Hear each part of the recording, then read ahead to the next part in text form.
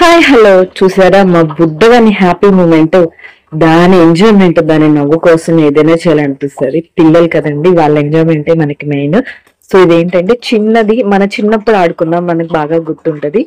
ఇప్పుడు ఇంకా ట్రెండ్ ఏం లేదు, బట్ షాప్స్ లో దొరుకుతుంటది అవైలబుల్ గా. కానీ అప్పటికప్పుడు అడిగారని చెప్పి కొంచెం షుగర్, నేను యూట్యూబ్ లో షేర్ ఎక్కడో చూసాను షార్ట్, సో దాని ప్రకారం కొద్దిగా షుగర్, అలాగే షాంపూ అండ్ వాటర్. దీన్ని ఏమని సెట్ చేయాలో కూడా తెలియలేదు.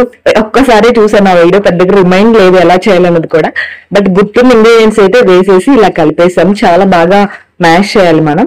సో మెత్తగా మురగలాగా వస్తుంది అనమాట. దాంట్లో కొంచెం వాటర్ పోసినాక బుడగల్లాగా ఊదుకోవాలి. నేను ఒక పెన్ క్యాప్ తీసుకొని ఇలా తీసేసుకొని దాంతో ఊదమంటే మా ఊడు వెనక్కి పిలుస్తాడు వాడికి తెలియక.